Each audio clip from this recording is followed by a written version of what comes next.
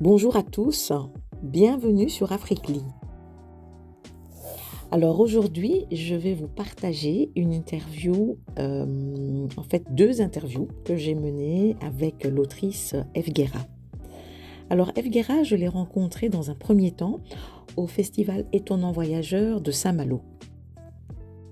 Et là, elle m'a directement accordé, une petite, interview. Et ensuite, j'ai recontacté Eve Guéra il y a une bonne semaine parce que j'avais enfin lu le livre Rapatriement et je voulais absolument échanger avec elle sur ce magnifique roman. Alors, ces 2 interviews ont été vraiment un vrai bonheur. Vous allez vous régaler et je n'en dis pas plus. Je vous souhaite, comme toujours, des lectures passionnantes, une excellente soirée, à tout bientôt et bonne écoute. Voilà, j'ai l'honneur, la joie et la chance de mener maintenant une interview avec Eve Guéra. Voilà, bonjour Eve Guéra. Bonjour, merci pour l'invitation. Merci, c'est moi qui vous remercie. Alors moi j'avais juste des petites questions. Euh, pour écrire donc ce roman, votre dernier roman et premier roman, et déjà félicitations pour tous les Merci. prix. Vous avez commencé quand et ça vous a pris combien de temps? À l'origine, j'avais commencé par écrire un premier roman que j'ai abandonné. Et ce premier roman, c'était un roman sur la guerre civile au Congo-Brazzaville. Et je l'ai abandonné parce que j'arrivais pas à l'écrire. Et je n'arrivais pas à l'écrire parce qu'en fait, le personnage était trop éloigné de moi. J'avais pris le personnage qui était un général d'armée. Et en fait, comme je ne sais pas ce que c'est qu'être général d'armée, et ben, ce n'était pas du tout cohérent, ce n'était pas du tout plausible et le livre ne tenait pas debout. Et donc j'ai laissé tomber. Et puis, à l'occasion d'un moment un peu particulier dans ma vie, j'ai été hospitalisée parce que j'avais perdu la mobilité de mes jambes. Et là, j'étais extrêmement en colère. J'ai dû comprendre en fait ce qui m'était arrivé. Et pour comprendre ce qui m'était arrivé, je suis passée par l'écriture pour essayer de comprendre ce qui m'était arrivé. Et c'est à ce moment-là qu'est sorti les premiers extraits qui n'étaient pas forcément au début rapatriement. Le premier extrait, c'est Je ne fouris pas la tombe de mon père. Et ce premier extrait-là est devenu la fin du recueil, mon premier recueil Corps profond. Et puis après, il y a eu une suite de textes. Et la suite de textes, c'est le début de rapatriement. Ah oui, et donc là, bon, ça a commencé vers quelle année? Vous savez Vers combien? 2019, 2020, on va dire 2020, Mhm. sérieusement. Et parce qu'en fait, oui, 2020, on va dire. Donc, j'écris pendant 2 ans avec des coupures parce que je suis enseignante. Donc, bah, il y a la vie quotidienne, gérer les copies, faire les bulletins, etc. Donc, je suis pas toujours disponible pour écrire. Mais en tout cas, je reviens très souvent sur mon texte et j'essaie Mhm. d'approfondir sans cesse. Et c'est un moment qui est... je me rends compte, en fait, qu'il y a une véritable joie à écrire. Moi, j'ai eu des moments de fou rire pendant que Mhm. j'écrivais. Et en fait, je me suis rendu compte que j'adorais ça, j'adorais écrire. Donc c'est à ce moment-là que j'ai continué à écrire. Et puis après, j'ai fini. Alors, je pensais que j'avais fini, mais en fait, j'avais pas fini. J'avais envoyé le premier jet, donc j'ai eu des refus. Puis après, c'est une éditrice de chez Flammarion qui m'a expliqué, bah voilà, là, ça ne fonctionne pas, il faudrait reprendre, etc. Et donc, à partir de là, j'ai repris. Après, j'ai renvoyé et là, j'ai eu une réponse favorable de grâce. Mais c'est assez rapide. Non, pas du tout, parce qu'en fait, en avril, quand j'envoie le mail, en avril, j'envoie les mails aux éditeurs. Donc, avril, j'attends mai, juin, juillet. Donc, ça fait quoi? Ça fait 4 mois. Juillet, j'ai la réponse de Flammarion. Et Flammarion me dit, le texte ne va pas, il faut retravailler. Donc, juillet, août, je retravaille. Puis après, août, 29 août, je renvoie. Mais parce qu'en fait, je me dis, il faut que je sois débarrassée de ça pendant que reprends les cours. Mhm. Donc du coup, j'envoie et après là, j'ai la réponse en tout cas avant les vacances de la Toussaint, donc ça fait presque 7 mois. Ah Et oui. quand j'ai envoyé à des éditeurs après le 28 août, le 29 août, j'ai eu certains éditeurs m'ont répondu 8 mois après. Par exemple, l'édition de l'Olivier m'ont écrit ah, mais est-ce que vous avez trouvé un éditeur, on trouve le texte incroyable. Et en fait, c'était au mois de février. Ah oui, oui, oui. Donc c'est très long, c'est Ah pas du oui. tout si C'est rapide que pas. ça. Oui, c'est ça. C'est Mais très moi, je trouve long. ça pas mal. C'est tout en une année, presque. Non, ouais, Quand ouais, même. ouais, Quand ouais. même.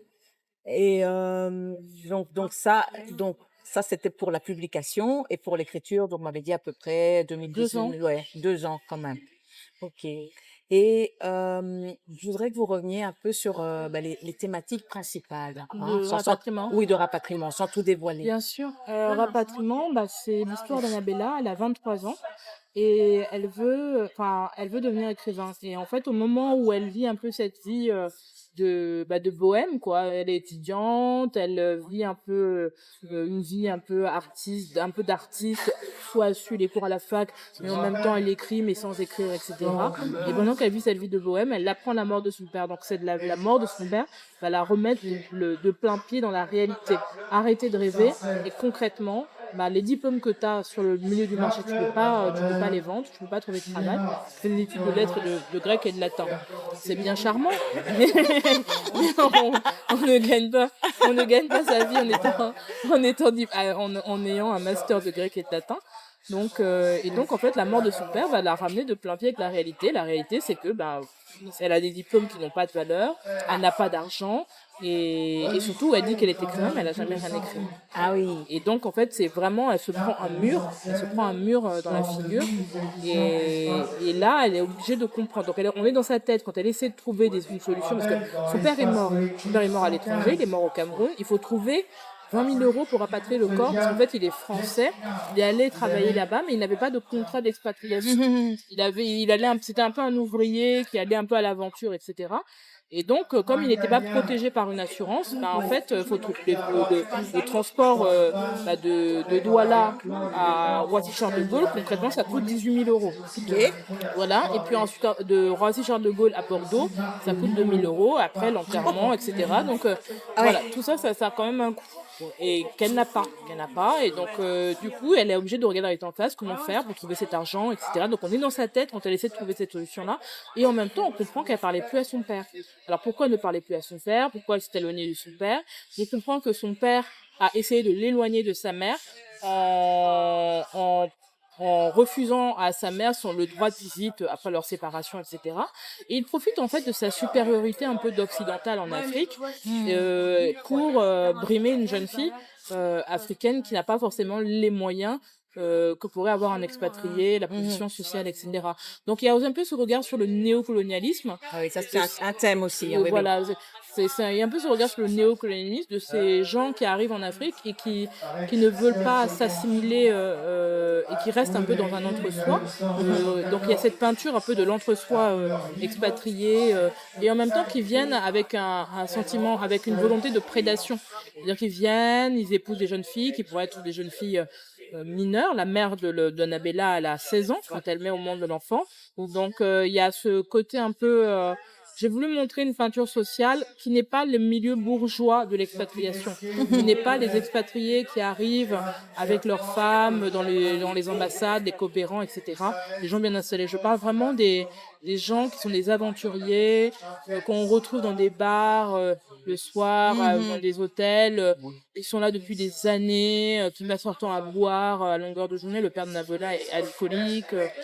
Et donc, c'est cette peinture-là, en fait, de ce milieu social-là que j'ai voulu décrire.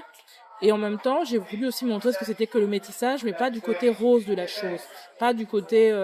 montrer que le métissage, ça peut être aussi une violence. Parce que une culture dominante peut effacer une autre culture. Qui est considérée comme inférieure. Annabella, elle fait des études dans un lycée français. Elle a une culture qui est essentiellement occidentale, alors qu'elle ressemble à une fille noire. Et donc, ça fait une dissociation, en fait, dans son identité. Tout à fait. Ah oui, oui, oui. Oui, ce sont de grosses thématiques. Hein, et c'est pas mal parce que quand on pense à expatriation, Ouais. on occulte tout à fait ces expatriés-là. Oui, oui. Tout à fait. Et donc, pour en revenir donc à ces thématiques, qui sont quand même des grosses thématiques. Oui. Et comment et comme bon tout à l'heure lors de la conférence, vous avez dit que bon voilà c'est une fiction, mais la base venait quand même de la réalité. Oui, tout à fait. Comment votre entourage a reçu le livre? Et en fait, la famille de mon père a très bien réagi. Parce qu'en fait, ils voyaient ce qui était faux, ce qui était vrai. Après, il y a des choses où ils n'ont pas osé me poser des questions. Il y a une scène qui est très violente dans le livre où le père tabasse la mère. où il tabasse sa mère. En fait, il a un sentiment de supériorité, c'est-à-dire que il gagne pas beaucoup, mais il gagne quand même beaucoup plus Mhm. que quelqu'un qui habite, voilà, qu'un local, et cetera. Et donc ce petit pécule qu'il peut gagner en plus, qui est pas grand-chose en fait, qui est presque l'équivalent d'un SMIC ici, mais c'est énormément d'argent là-bas. Mhm. Il a, ce sentiment un peu de supériorité et donc ce sentiment de supériorité va faire qu'il va agir de manière un peu cruelle à l'égard de sa jeune compagne. Mhm. Et donc il y a un jour, à l'occasion d'une énième crise de jalousie où il est pris de boisson, il tabasse, sa femme et elle décide de partir et la scène, elle est extrêmement violente et à un moment donné, je me suis dit: «En fait, si je veux vraiment pousser le bout de Mhm. l'aliénation d'Annabella, qui n'est que du côté de son père», et ben il y a une scène, je l'ai écrite et en fait, je sais que c'est une scène qui peut m'apporter des problèmes parce que la petite Oui, se met à crier sur sa mère. Mais je me dis, en fait, pour une petite fille qui est aliénée, qui ne voit que par les yeux de son père, c'est comme ça qu'elle réagirait. oui, Ouais, logiquement. Oui, oui, ouais, parce que oui. Et ah oui, donc l'entourage, plutôt du côté paternel, ça va. ouais, Oui, c'est ouais, ouais. ça. Ah oui. Donc, du côté de mon père, et donc, moi, je pensais que cette scène allait poser problème. Qu'ils allaient me dire, est-ce que ça s'est vraiment passé? Est-ce que Oui, ton père a vraiment tabassé ta mère comme ça, etc.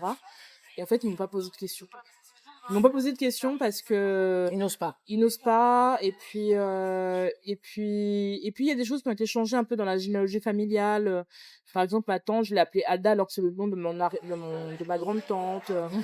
voilà mais j'ai expliqué aussi à ma famille que c'était un roman. C'était un Oui. roman, donc c'est notre histoire familiale, c'est le drame qui nous est arrivé, c'est-à-dire qu'eux, ils ont perdu leur frère, moi j'ai perdu mon père, dans ces conditions-là, c'est-à-dire qu'il fallait rapatrier le corps et en même temps, il y a de l'invention, il y a de la fiction. Et j'ai tenu à ce qu'il y ait une fiction parce qu'en fait, sinon, en fait, le livre, il tient pas 200 pages. Oui. S'il y a pas d'enjeu romanesque, le livre ne tient pas C'est 200 ça. pages. Ok. Oui, donc globalement, ça va, quoi. C'est plutôt Oui, bien, bien, bien bien reçu. reçu. Et par contre, comment, parce que vous m'avez dit, vous avez vécu, donc vous avez dit ça plutôt à la conférence donc à Congo-Brazza. Oui, oui. Et comment le livre est reçu au Congo-Brazza? Je crois qu'ils savent pas que le livre existe. Parce Et ils qu'en savent fait, pas, oui. Pas encore. Ils pas savent pas encore. encore. Je pense pas que ça ait passé les frontières. Je pense qu'il faut vraiment être tout à fait modeste. Des écrivains comme Emily Boom sont très connus à l'international, dans la francophonie, dans plein de pays. Mais pour des jeunes écrivains comme moi, même dans ma région, je suis pas sûre que tous les libraires sont au courant que le livre existe. Donc, Moi, je l'ai vu, hein, je l'ai toujours vu là à la Fnac. Et puis avec vos prix, là aussi. oui, Ça voilà. va être aussi toute une visibilité, quoi. Ah oui, donc là, oui, là, vous ne pouvez pas encore dire Oui, je comment. peux pas dire, mais je pense pas qu'ils savent que le livre existe. Bon, j'ai pas encore eu d'écho, je sais pas du tout si c'est arrivé jusque là-bas, quoi. Ça commence aussi, hein. Oui, voilà, c'est ça. Et quels sont vos projets futurs? Est-ce que vous travaillez déjà sur un nouveau texte? Oui, oui, oui, je travaille sur mon deuxième roman, qui sera sur la guerre civile de Congo-Brazzaville. Pas du point de vue d'un général, d'armée, mais du point de vue d'un petit garçon, quoi. Voilà. C'est ça. Et pourquoi vous étiez là à ce moment-là? Oui, moi, j'avais 9 ans pendant la guerre Ah, civile de 1999. mhm, C'était une vraiment très sanglante. Le pays a été changé dans un chaos meurtrier. mhm. Et moi, j'ai traversé le pays en voiture avec ma mère. Ok. Donc, alors c'est paradoxal parce que j'ai oublié ce qui s'est passé. Et parfois, en fonction de certains éléments, j'ai des flashs qui me reviennent. Bon, je vais pas forcément raconter cette traversée-là. Je peux prendre un autre personnage. Mhm. J'ai besoin un peu de sortir de moi, prendre des personnages différents, etc. Ah, Donc, essayer de tester, de voir un peu l'altérité, c'est pas mal. Donc le personnage qui est suivant, il n'est pas métis, il est congolais pure souche. ok. Voilà. Voilà. Voilà, là, mais on dit souvent que les premiers romans, on met beaucoup de soi, hein. De soi, C'est ouais. souvent un peu autobiographique, hein. Ok. Et vous allez souvent au Congo? Alors, Brazza. je ne vais pas souvent au Congo. La dernière fois que je suis allée au Congo, c'était quand je suis partie, en fait, quand j'ai fui pendant la guerre. Mais en tout cas, merci beaucoup Merci d'avoir. beaucoup, merci pour ton invitation. Ben oui, merci de cette disponibilité Non, bah, écoutez, merci à vous. Voilà. immédiate. Ouais, ouais. C'est un plaisir en tout cas. Un grand plaisir. Alors dans cette deuxième partie d'interview, on va rentrer plus en profondeur dans le livre, donc dans le livre Rapatriement. Bonne écoute.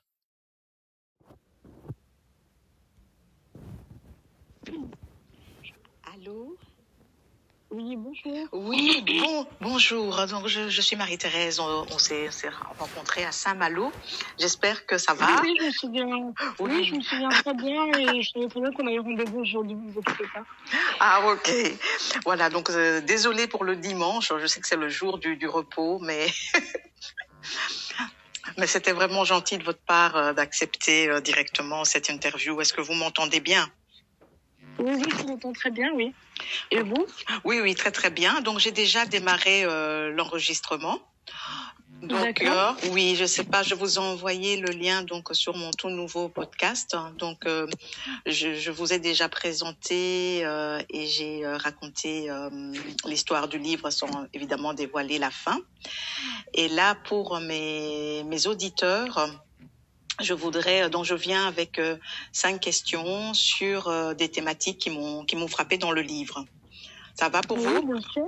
Oui, donc Oui, très bien, parfait. voilà, on va essayer de vraiment, je vais tenir le timing. Tout d'abord, félicitations pour quand je vous avais vu, il y avait le Goncourt qui venait de tomber. Après, j'ai vu que vous avez eu le prix Transfuge. En fait, le prix Transfuge était déjà tombé en décembre. C'était le premier prix que j'ai eu. Ah, moi je ne le savais pas. Moi j'avais vu que le Goncourt, voilà. Oui, c'était le prix Transfuge, était tombé le premier, puis après le prix Goncourt, et là il est sur sur une autre liste, pardon, Ah oui. sur la liste du prix de la version féminin. Des lecteurs de la version féminin. Et sinon, il y a le prix du roman Métis qui a demandé, mais on ne sait pas encore parce que la liste sort en novembre. Il y a des prix qui ont demandé le livre, mais on ne sait pas trop comment ça va se passer, s'ils vont vraiment être sur la liste, etc.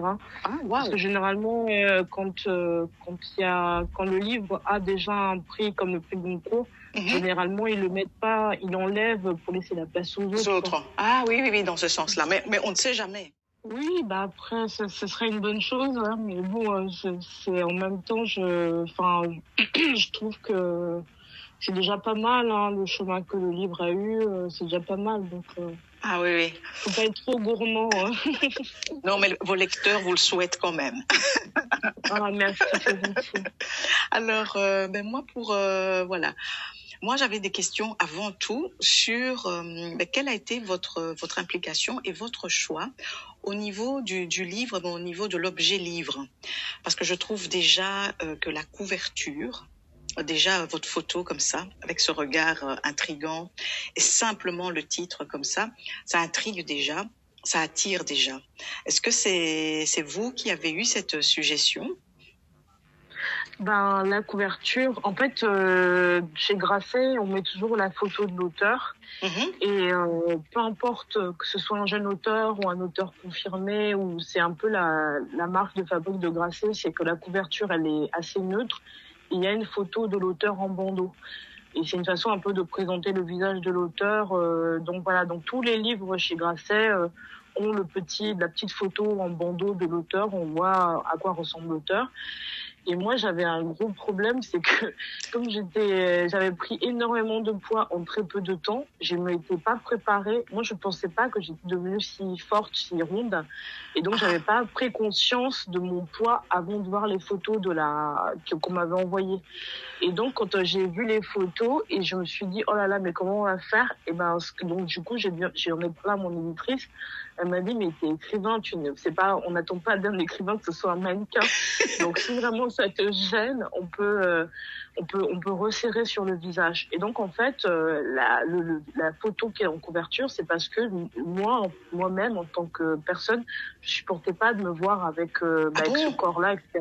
Donc oui, voilà. Donc, on a resserré sur le visage parce que j'avais du mal avec une image. Et donc, on s'est concentré sur le visage. Et donc, le photographe Jean-François Paga, qui est un excellent photographe, a vraiment, je sais pas, à un moment donné, en fait, il me demandait de sourire. Et puis, au moment où, entre deux photos, il a pris cette photo-là. Lui, il voulait une photo souriante, avenante. Et puis comme à un moment donné, j'en avais marre de sourire, j'ai fait la tête, quoi. J'ai fait la tête, j'étais épuisée par toutes ces photos. On me demandait de monter sur des chaises, sur des machins, sur des trucs. Et donc, c'est la photo qu'il a prise, c'est presque une photo qu'il gardait lui pour son fichier, et il comptait pas l'utiliser, quoi. Et en fait, quand il propose un certain nombre de photos, il y a, et c'est Myriam Salama qui est l'attachée de presse. Elle voit ça et elle dit, mais c'est la photo de couverture. C'est celle-là qui doit être la photo de couverture. Et alors qu'elle n'était pas prévue pour être la photo de couverture. Parce que c'est une photo où je fais la gueule, où j'en ai ras-le-bol. Non, elle est parfaite. Ah non, c'est parfait. Moi, oui, j'ai bien pensé que oui, la photo est parfaite et elle intrigue et elle va bien avec le titre. Enfin, je trouvais. Et l'autre question aussi, donc ça c'était par rapport à l'objet, parce que vraiment l'objet en soi, c'était quelque chose, quoi. Et l'autre question que je me posais, c'était le titre. Donc le titre, il est arrivé vraiment au dernier moment. C'est-à-dire que au début, j'avais un autre titre. Et jusqu'au dernier moment, je l'ai trouvé au dernier moment. Là, par exemple, en ce moment, je suis en train de travailler sur mon deuxième. Et j'ai envoyé à un ami le titre que j'avais trouvé pour le deuxième. Et il m'a dit... il a un peu émis des réserves, mais il m'a dit, mais de toute façon, tu trouveras le titre au dernier moment comme tu l'as fait pour Rapatriement. Parce que moi, le titre de Rapatriement, je l'ai trouvé une semaine avant d'envoyer le manuscrit. Ah, c'est vrai? Ok. Oui. Parce qu'en fait, je sais plus, mais j'avais un titre hyper long, hyper poétique, hyper nébuleux. Et au dernier moment, Rapatriement, mais c'était tellement le titre le plus évident que je l'ai trouvé vraiment la dernière semaine. Oui, c'est une évidence, quoi. C'est vraiment... Et ça, c'est vous. Ça, c'est OK. Et l'éditeur était OK directement aussi, je suppose, avec le titre. Oui, mon éditrice, quand elle a reçu le livre, il y avait déjà le titre. Donc, elle l'a gardé comme tel et elle n'a pas posé un autre titre parce que... en fait, au moment où j'ai trouvé le titre, c'était une évidence. Et puis le titre, je ne m'étais pas rendu compte. Mais le titre, c'était quand même le fait qu'il soit si court. Oui. Ça a un côté un peu choc. Oui. Et donc, mais moi, je n'avais pas choisi ça pour ça. J'avais choisi ça parce que je ne trouvais pas d'autres titres. Et donc, en fait, je me suis dit, je vais résumer. Donc voilà, c'est comme ça qu'on a trouvé le titre et l'éditeur était très content en tout cas, mon éditrice était contente du titre, elle l'a gardé.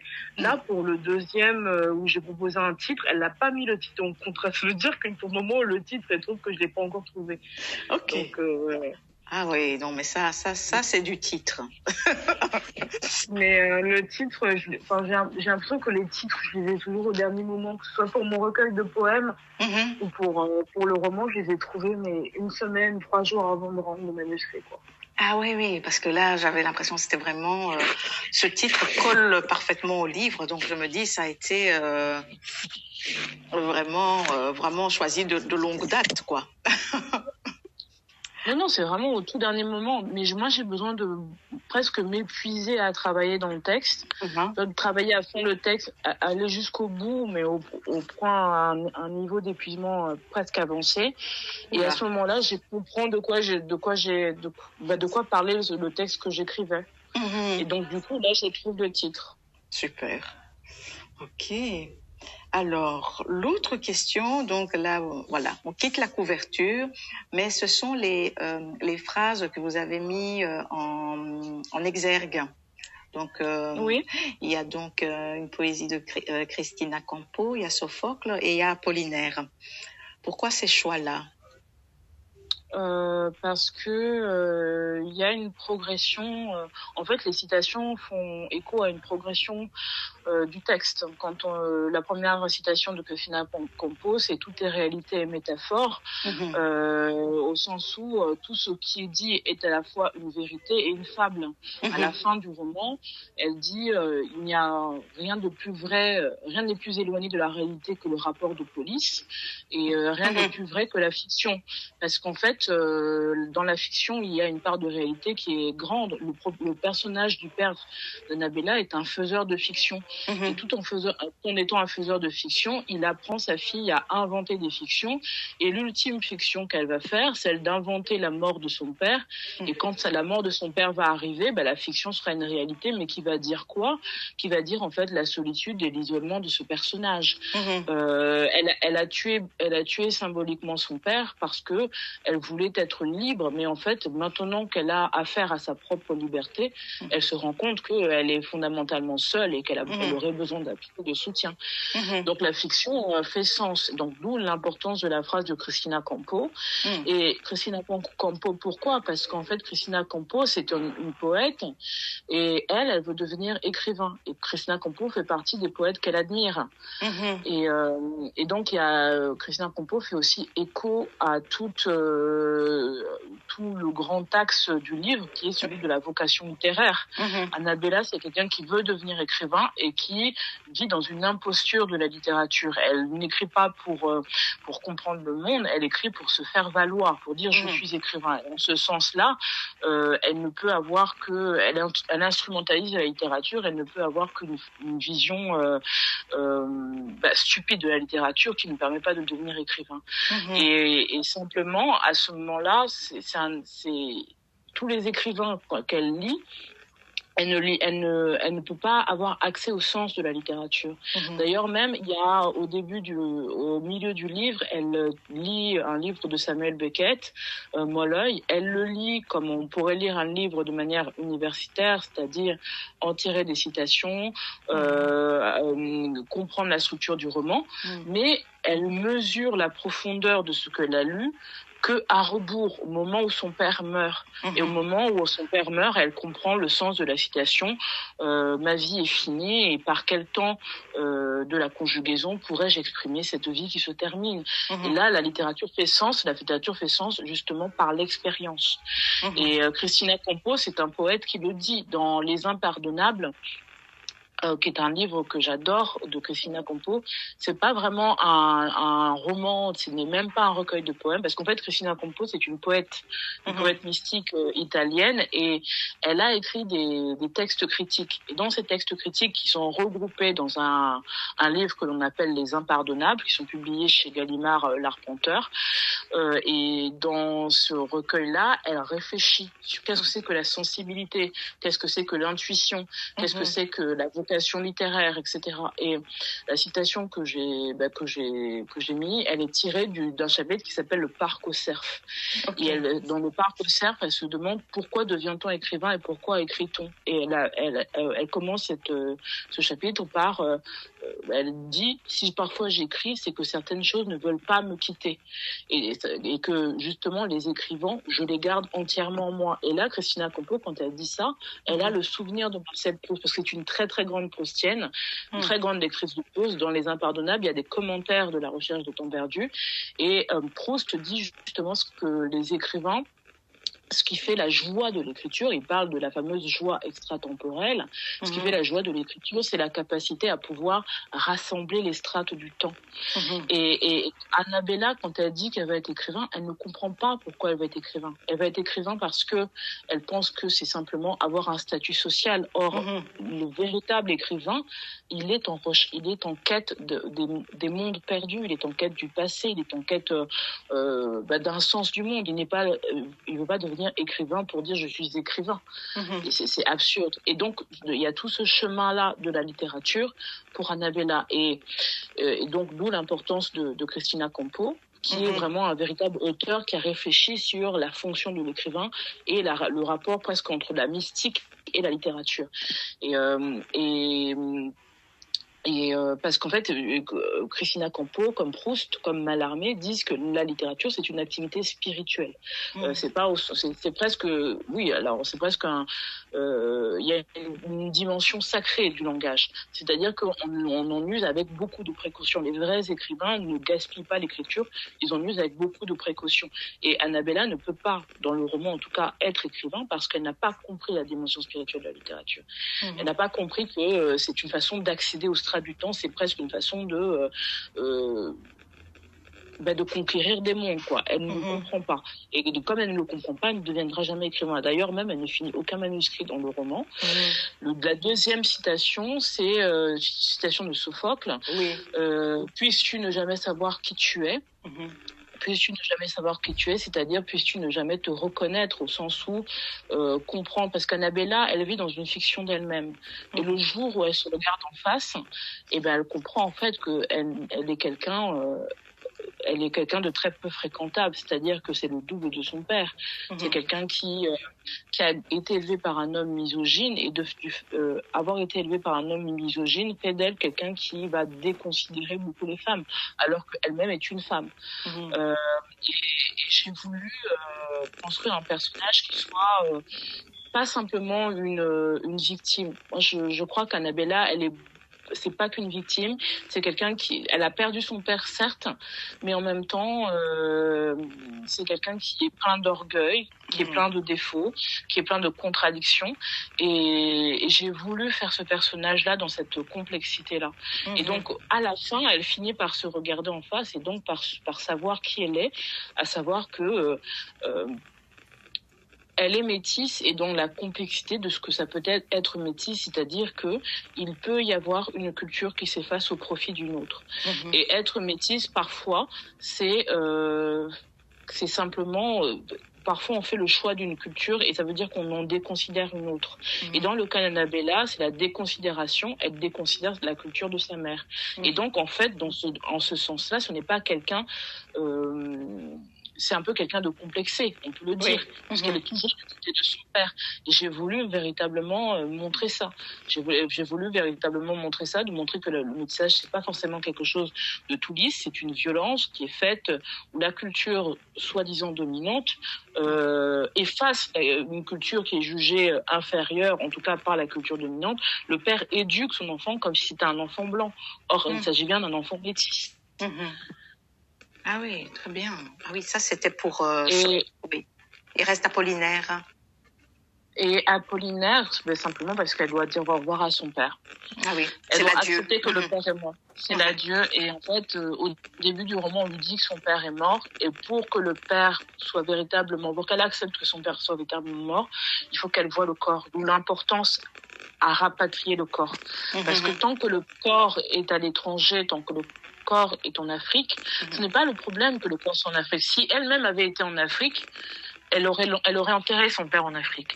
Mais parce qu'elle est à 6000 km de son père, elle ne peut pas comprendre. Son cerveau ne peut pas enregistrer, ne peut pas comprendre cette information, ne peut pas reconnaître que son père est mort.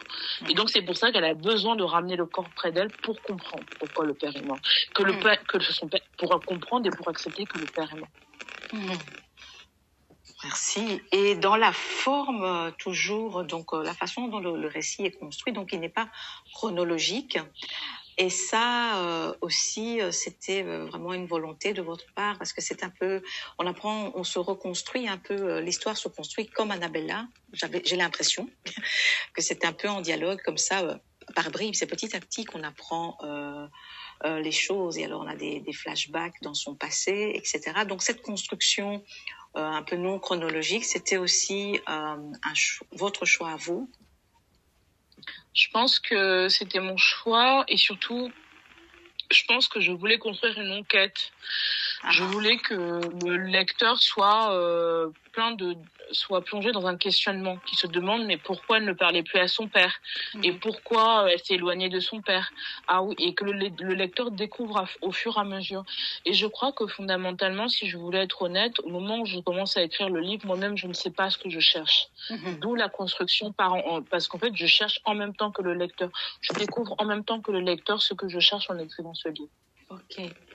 Alors, dans les thèmes aussi, c'est une histoire forte, c'est une histoire avec des thématiques dures, mais quelque chose que je trouvais très chouette, c'est la famille. Donc, quand Annabella se retrouve dans la famille de son père, avec les oncles et les tantes, j'avais l'impression que là, c'est comme une construction d'un refuge en dehors de tout le chaos que vit Annabella. Et ça, vous avez voulu aussi mettre en avant ces valeurs-là.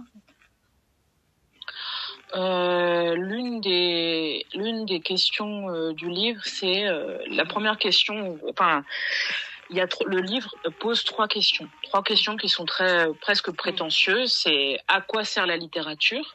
C'est-à-dire pourquoi écrire des livres, pourquoi en lire, hein, parce que Annabella c'est une lectrice, c'est quelqu'un qui veut devenir écrivain, et elle finit par comprendre que la littérature c'est un art de la transpiration, et c'est ce qui lui permet de rester en rapport avec les autres. Et son professeur, dans la dernière lettre qui lui écrit cela, et donc il lui fait comprendre que elle doit sortir de cet orgueil de écrire pour être écrivain, mais plutôt devenir quelqu'un qui écrit pour comprendre. La deuxième question que pose Rapatriement, c'est est-on fondamentalement libre? Parce qu'elle le dit quand elle a 12 ans, quand elle a entre 9 et 12 ans, elle est au bord d'une piscine, sa mère est venue la voir et on lui dit que sa mère ne reviendra pas. Puis avant de lui annoncer la mort de sa mère, mais avant de lui annoncer la fausse mort de sa mère, mais bon, elle écrit dans son journal ce que j'espérais le plus au monde, c'est d'avoir des parents morts. Oui, en fait, cette phrase, elle est terrible, mais parce qu'en fait, qu'est-ce qu'elle veut dire? Annabella est encombrée par ses parents qu'elle ne supporte pas. Elle ne supporte pas son père, elle ne supporte pas sa mère qu'elle trouve trop faible face à son père. Et en même temps, son père, quoique étant très protecteur, très bienveillant à son égard, elle voit bien que c'est un ogre. C'est un ogre qui en fait, qui utilise des jeunes filles qui sont ses belles-mères, qui sont sa propre mère, et qui s'en sert comme des objets, quoi. Il a une déconsidération du féminin qui est immense. Et en même temps alors que c'est un père admirable, c'est un homme épouvantable. Et elle le voit bien, elle en a assez conscience pour comprendre qu'elle a affaire à un homme, son père est un homme contestable. Et donc, elle veut se débarrasser de ses parents. Elle rêve elle en a un peu honte de ses parents. Ses parents ne sont pas ce qu'elle voudrait être. Elle voudrait être écrivain, quand elle arrive à l'université, elle rencontre des amis dont les parents, elle dit que quand elle est dans une librairie avec son père, elle achète des livres, son père lui paye les livres et tout ça, et après elle se rend compte que son père est complètement, que c'est quelqu'un de très terre à terre, qui est incapable d'avoir une réflexion discursive, intellectuelle sur les œuvres littéraires. Il est il lui dit, mais pourquoi tu n'achètes pas un livre de politique, c'est plus intéressant. Et elle est outrée par ça, elle se rend compte que son père est très pragmatique et que c'est simplement un mécanicien, c'est pas un intellectuel, quoi. Et elle veut se débarrasser de ses parents. Et à la fin du roman, on comprend qu'en fait, elle a besoin de sa famille. Donc, sommes-nous fondamentalement libres ou sommes-nous enracinés dans une famille, dans une histoire, et même si cette histoire ne nous convient pas, en fait. Ça ne lui convient pas de dire qu'elle vient d'un milieu ouvrier alors qu'elle fait des études de lettres pour être professeure. Mais c'est la réalité de sa vie. Oui, je trouvais que c'était très fort, cette symbolique avec surtout le fauteuil dans la maison de la grand-mère. Je trouvais que ça amenait une sorte de douceur dans tout ça. Le fauteuil dans la maison de la grand-mère, c'est un peu, j'avais travaillé sur Roland Barthes quand j'étais à l'université, et Roland Barthes parlait notamment des éléments qui font trace. Donc, dans le Journal de Deuil, il dit, donc il a écrit le Journal de Deuil au moment où sa mère est morte, et il se rend compte qu'en fait, quand sa mère meurt, il est le dernier survivant de sa lignée, et peut-être qu'après lui, son nom ne survivra pas, parce que Barthes étant homosexuel, il n'a pas fait d'enfant. Il n'a pas eu d'enfant. Donc il se rend compte qu'en fait, là, il a cette phrase extrêmement bouleversante, il dit « La mort des autres nous rappelle inévitablement notre propre mort. Et donc, conscient qu'il va peut-être disparaître et donc faire disparaître le nom de sa famille parce que lui-même n'a pas eu d'enfant, il se met en quête des objets, des traces de la vie, des vies passées. Donc, c'est des photos, ce sont des objets, etc. Et donc, le fauteuil, pour moi, c'était vraiment la symbolique de la trace justement de la grand-mère qui n'est plus là, mais qui reste présente par cet objet dans lequel elle a presque vécu dans la fin de sa vie quand elle était complètement immobilisée, quoi. Oh, merci. J'avais aussi une autre question, donc le portrait que vous faites de l'expatriation. Donc ici, c'est pas donc les images habituelles de l'expatriation. Et j'aurais voulu donc quelques secondes revenir au moment où vous dressez un certain portrait, surtout des hommes expatriés. Donc 2 secondes et j'aurais voulu que on discute de ça. Alors, rebut de toutes les nations, italiens, espagnols, français, yougoslaves, russes, fuyant une condamnation ou un chagrin d'amour, exilés de leur famille comme de leur patrie, venus en Afrique pour trouver un autre salut, une place dans une entreprise ou pour vivre librement leur perversion, les femmes à leurs bras de plus en plus jeunes. Je trouvais que c'était un portrait, un autre visage de l'expatriation, et je pense que avec les écoles, les lycées français où vous êtes allés et les portraits que vous dressez là, c'est comme si vous avez voulu ne rien occulter, que vous avez voulu montrer tous les visages de l'expatriation. En fait, moi je viens d'un milieu qui est très marginal. En fait, on peut pas comprendre le milieu d'où je viens.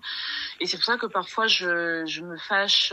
Les gens me disent, ah, mais tu as fait un portrait négatif de l'Afrique, etc. Je dis, c'est pas l'Afrique que je décris, c'est une Afrique, c'est vraiment une partie très marginale de l'Afrique. C'est pas la bourgeoisie africaine, c'est pas les expatriés qui vivent dans l'aéropage de l'ambassade de France, c'est pas les coopérants, c'est pas de ça dont je parle.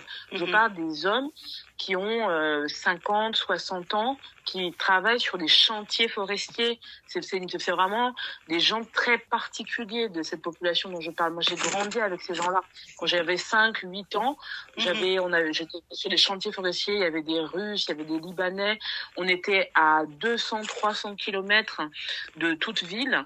Et étant si isolés de la ville, on parle pas de petits villages du Cameroun, Bafoussam, etc. Je vous parle vraiment d'endroits qui sont tellement éloignés que le premier hôpital est à 200 kilomètres. Ah oui. On est vraiment en plein milieu de la forêt.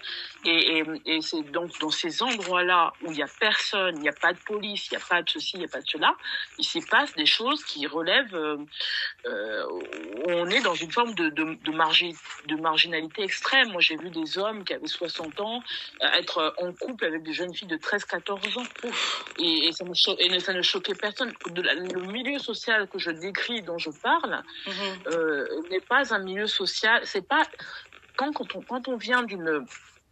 on vient des lycées français, on va avoir il y a plusieurs personnes. On va avoir les enfants des chefs d'entreprise, on va avoir les familles bourgeoises, cultivées, qui ont fait des études dans d'autres pays d'Afrique ou alors en Europe ou aux États-Unis. Je sais pas de cela dont je parle. C'est pas de cela dont je parle. Je parle vraiment d'une population qui est très spécifique. Ce sont des gens qui acceptent d'aller travailler dans des endroits les plus reculés parce que eux-mêmes doivent se cacher. Ils doivent se cacher et ils profitent de cet éloignement pour justement vivre de leur perversion. Et c'est pas un milieu social qui est visible parce qu'en fait pour les rencontrer il faut faire des kilomètres. Des kilomètres pour les rencontrer. donc quand vous les croisez, si un jour vous les croisez peut-être dans les hôtels le soir, au bar des hôtels, et vous voyez très bien de qui on parle. Des gens donc ce ne sont pas des gens. Enfin, moi je parle pas du jeune intellectuel camerounais ou du jeune couple franco-camerounais ou franco-machin. Je parle vraiment de gens très spécifiques qui sont presque des anciens colons, qui sont là depuis des années et des années et qui vivent avec presque un sentiment de supériorité d'eux-mêmes. Moi, quand j'ai 35 ans, je suis née dans les années 89. Les gens dont je parle, c'est des gens qui se sont mariés avec des jeunes filles africaines, etc., qui étaient de 20 ans, de 30 ans leurs cadettes. Et ils ont eu des enfants avec ces jeunes filles-là, mais ils ont traité leurs conjointes comme si c'était des domestiques. C'est de ce genre de personnes dont je parle. Et ce genre de personnes, quand on parle de ce genre de personnes, en fait, si on ne les a pas vues en vrai, On ne peut pas savoir de qui on parle. J'étais à une rencontre et j'ai croisé une dame qui travaillait, qui avait habité au Cameroun avec son mari et tout. Et elle m'a dit, en fait, je vois très bien de quel type de personnes vous parlez. C'est généralement des gens qui sont là depuis des années, depuis 40 ans, 50 ans. Ils n'arrivent pas à rentrer en France parce qu'ils n'ont pas d'attache, ils n'ont plus d'attache familiale en France. Ils sont en Afrique, mais ils détestent l'Afrique. Ah oui. Et en même temps, ils peuvent pas vivre ailleurs que là. Oui, oui, ça crée une ambiance, évidemment. Okay. Donc, ce sont des gens, franchement, je comprends qu'on puisse... parce que moi, j'ai reçu des messages de mes camarades du lycée français qui m'ont dit, mais tu te rends compte de ce que tu dis, de ce que... Oui, je leur ai dit, mais en fait, le milieu social que je décris, c'est pas le vôtre. Vous êtes des enfants de bourgeois. Vous avez été élevés dans un confort inouï. C'est pas de ça dont je parle. Vous ne connaissez pas du tout le milieu dont je parle. Ah oui, donc ça a pu être mal perçu, quoi. Oui. Oui. Alors... là, donc, on a dépassé la demi-heure et il reste juste 2 petites questions. C'est jouable encore pour vous? Oui, bien sûr. Alors, oui, il y a autre chose aussi qui m'a surprise, c'est il y a une réflexion sur comment les métis se sont perçus au travers les regards d'une enseignante. Il y a cette page. C'est vrai que là, vous l'avez déjà un peu mentionné, hein, donc le fait qu'une culture peut dominer l'autre dans le métissage, mais par contre, le métis dans le regard de l'autre. Donc là, j'aurais voulu qu'on partage un peu sur ça. Je permettez que je lise quelques lignes. Comme ça, pour mes lecteurs, ils vont voir à quoi je fais référence. Voilà, donc là, on parle d'une enseignante qui voit donc une fille métisse qui entre dans sa classe. Et en plein milieu d'une leçon sur la guerre froide, elle nous soutenait que les métisses, c'était surtout des accidents de parcours, les enfants des putes et des touristes, reconnus à la hâte à l'ambassade avant que leur père ne déguerpisse, et qu'elle venait casser les pieds à remplir les classes du lycée français, un établissement d'élite où nous n'aurions pas pu entrer si nous n'étions pas françaises, que ça ne servait à rien de nous instruire, puisqu'on savait très bien comment ça se terminerait, que toutes les filles métisses finissent là où leurs mères ont commencé. Donc, je trouvais que le regard porté déjà sur les enfants, en fait, parce que c'est une enseignante, est très, très dur. Et ça, c'est une réflexion, ça m'a un peu surpris, quoi. Je pense que c'est peut-être générationnel, parce que je crois que maintenant, quand je vois les jeunes générations, c'est-à-dire ceux qui ont 20 ans ou 15 ans, ils n'ont plus ce problème-là. Ils sont profondément enracinés dans leur double culture. C'est-à-dire qu'ils sont à la fois camerounais et français, à la fois congolais et français, ou congolais et belges. Enfin, ils sont dans les deux, de plein pied dans les deux cultures. Et dans les deux côtés, ils sont respectés.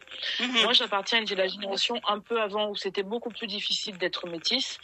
Et quand les seules images de femmes métisses qu'on avait, c'était la femme de Paul Biya, la femme du président du Cameroun, voilà. Donc il y avait cette idée que soit vous avez de la chance et vous épousez quelqu'un d'un peu riche, mais soit vous n'avez pas de chance et vous finissez prostituée dans des bars à putes, quoi. Et on n'avait jamais vu de femmes métisses qui étaient chefs d'entreprise ou qui étaient intellectuelles. Dans ma génération, en tout cas. Moi, quand j'avais 10 ans, je ne connaissais pas de femmes métisses qui étaient intellectuelles. Ah oui. Et donc, mais peut-être que c'est au moment où je l'écris, je voulais quand même respecter cette impression que j'avais. Et donc, mais aujourd'hui, je pense que je n'écrirai pas de la même façon, parce que peut-être que les mentalités ont changé. On voit que... moi, j'ai grandi à une époque où, quand on était un jeune homme noir, on épousait d'abord soit une femme noire, on n'épousait pas une femme métisse. La femme métisse, c'était le second bureau. On avait un peu honte. On n'assumait pas publiquement comprenez? Ok. Et donc, même du côté blanc. On va souvent une blanche, mais on n'assume pas la jeune fille métisse, parce qu'on ne sait pas trop qui est son père, on ne sait pas si elle a été reconnue ou pas. Il y a un côté un peu, ce sont des enfants de bâtards, ce sont des bâtards, quoi. Ah oui. Donc, donc, ayant grandi avec cette idée-là, j'avais quand même gardé ce sentiment-là. Ok. Après, on grandit. Maintenant, je pense que, enfin, je suis assez heureuse que maintenant de voir des jeunes filles, des jeunes garçons métis qui sont bien ancrés dans leurs deux cultures, qui peuvent être chefs d'entreprise, intellectuels, ça me rend immensément heureuse. Et moi, quand j'avais 10 ans, c'était pas des choses que je voyais. Voilà. Ah, oui, c'est ça. Ok. Alors, l'avant-dernière question, mais bon, c'est la question bateau.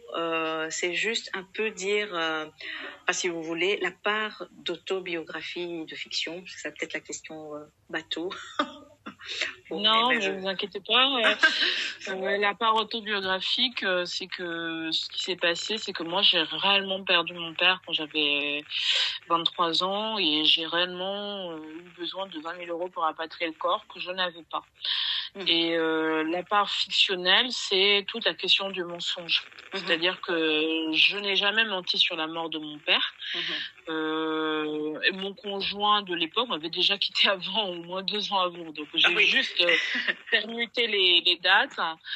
Et puis, mon père ne m'avait jamais menti sur la mort de ma mère. Ce qui s'est passé était beaucoup plus violent que ça. C'est-à-dire que mon père a fait signer un contrat à ma mère devant moi et ma mère n'a plus eu le droit d'entrer en contact avec moi. Je savais très bien ce qui s'était passé. On n'avait pas caché les choses. Et puis, la part de fiction, c'est que j'ai dû déposer une plainte, moi, au pénal pour que les employeurs réagissent et financent une partie du rapatriement. Donc, j'ai dû encore aller beaucoup plus loin que ce qu'Annabella a fait, quoi. Ah oui, oui. Mais en même temps, j'allais pas faire subir aux lecteurs toute cette... en fait, ça dure 1 mois et demi, la procédure réelle. Là, je la raccourcis sur une vingtaine de jours parce que j'allais pas faire subir au lecteur au moment où j'envoie la lettre au procureur de la République. C'était trop long et c'était beaucoup trop long. Ok. Et la dernière question, ben oui, comme vous l'avez dit, une des grosses thématiques, c'est l'écriture. Et ben on va clôturer par l'écriture. Mais que vous apporte l'écriture? Qu'est-ce qui a changé dans votre vie? Est-ce que vous écrivez depuis longtemps? C'est pas votre première publication? Voilà. Alors moi, j'écris par plaisir parce que j'aime écrire. Et c'est le moment où je peux remobiliser tous les souvenirs et retrouver des lieux perdus. Parce qu'en fait, quand on est dans l'écriture, on peut, par accident justement de sens, juste parce que voilà, on se souvient d'un moment, d'une pommade que pouvait mettre sa mère, et là on retrouve l'odeur du beurre de karité, et là on retrouve le visage de sa mère. Moi, c'est des choses qui m'ont toujours bouleversée, quoi. Alors je sais pas si c'est le cas de tous les écrivains, mais quand je commence à écrire, j'ai l'impression que je revis des scènes et rien que pour ça, c'est un bonheur immense pour moi. Je m'aurais jamais arrêté d'écrire, même si je ne vends pas tant d'exemplaires que ça. Mais rien que pour ce bonheur-là, pour moi, c'est une joie d'écrire. C'est vraiment une joie d'écrire parce que c'est le moment où je peux retrouver les strates du passé et de l'enfance et les visages perdus, etc. Super. Et donc, votre activité professionnelle, je sais que vous êtes enseignante. Est-ce que vous parvenez toujours à faire les deux, et écrire et enseigner J'ai toujours écrit en enseignant et là, c'est simplement, ce qui va changer, c'est qu'il y a les salons littéraires en plus. C'est ça. Donc, c'est ça que le côté un peu... Mais après, les salons littéraires sont le week-end. Ça va. Après, ça fait quand même des semaines un peu plus lourdes, mais bon, c'est pas tout le temps non plus qu'on a des salons littéraires. C'est ça, mais des Sauf interviews aussi.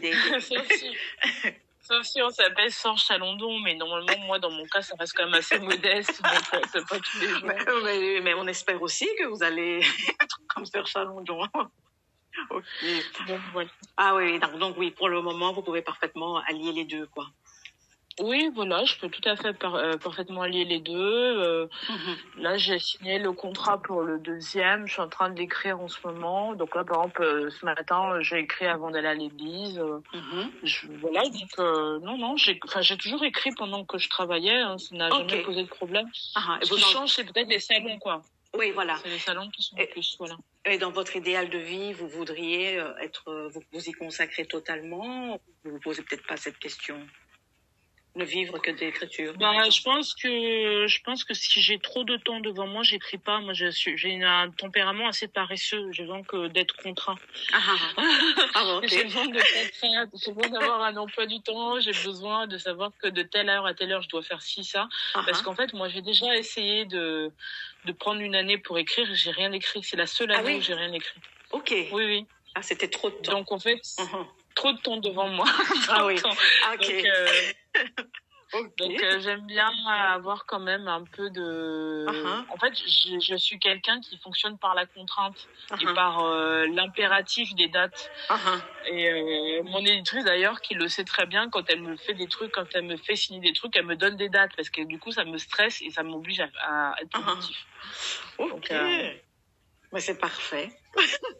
voilà, donc je pense que je continuerai toujours à enseigner. Peut-être que s'il y a vraiment une activité un peu plus importante, peut-être me mettre à mi-temps, Oui, garder voilà. 10 heures d'enseignement. Mais je pense, de toute façon, j'ai discuté avec Philippe Claudel pendant la remise Mhm. du Goncourt et il m'a dit, Ève, ne lâchez jamais votre métier d'enseignante parce que si vous vous retrouvez à n'être que dépendante de la littérature, vous allez devenir comme ces écrivains qui sortent un livre pour avoir de l'argent. Ah oui. Et il faut surtout pas que ça vous arrive. Il faut vraiment que vous écriviez pour le bonheur d'écrire et pas parce qu'il faut avoir un livre tous les 2 ans parce qu'on n'a plus d'argent. Ah oui, ok, oui, il y a ça aussi. Très bien. D'accord. Bah écoutez, un tout grand merci. Vraiment. Merci à vous. Oui, c'était vraiment un bonheur et un plaisir. Et donc, quand ça sera posté, je vous enverrai le lien. Donc, ça sera Super. probablement la semaine prochaine. Hein. Je sais pas si vous avez vu, c'est une toute petite chaîne qui débute. Ah oui, j'ai regardé, c'était très intéressant. Non, j'ai bien aimé, surtout le commentaire que vous avez fait du livre et tout. Mais après, vous savez, toutes les grandes chaînes YouTube ont commencé en petite chaîne. Hein. Il n'y a pas de honte à être une petite chaîne. Hein. Il y a un début à tout dans la vie. Hein. Non, mais merci beaucoup d'être aussi disponible, vraiment. Bon, excellent dimanche à vous et peut-être qu'on aura encore la chance de se revoir dans l'un ou l'autre salon. Bah, j'espère. Après, on verra. Mais bon, là, je pense que c'est un peu fini le parcours du livre. On verra bien. Oui, mais bon, on ne sait jamais. Je ne sais pas si vous avez des dates en Belgique, par contre. Ah, je pense pas, hein, parce que en Belgique, j'ai aucune. Je sais même pas si le livre est arrivé en Belgique. Hein. Oui. Si, il est à la Fnac depuis longtemps, depuis très longtemps. Avant. Ah bah je sais pas, j'ai pas eu de nouvelles particulières en ce qui concerne la Belgique. Mais vous n'êtes pas fermé à venir en Belgique sur invitation. Ah non, mais je suis pas du tout fermée à venir en Belgique sur invitation. Je suis même très disposée à venir. Après, je connais personne en Belgique qui puisse. En tout cas, j'ai pas eu de nouvelles. Voilà, c'est ça ce que je veux dire. Ok, ben voilà. Ben écoutez, moi avec cette chaîne, parfois je suis amenée à faire des rencontres, donc peut-être, on ne sait pas. Donc c'est déjà bon à savoir que vous êtes ouverte sur la Belgique. C'est parfait. Oui, je suis très ouverte sur tous les pays qui veulent bien m'inviter. Moi, je viens, il n'y a pas de souci. Ah, merci à vous. Excellent dimanche. Merci beaucoup. Oui, au revoir. Excellent dimanche à vous aussi. Merci. Au revoir, à bientôt, Marie-Thérèse. Oui, au revoir.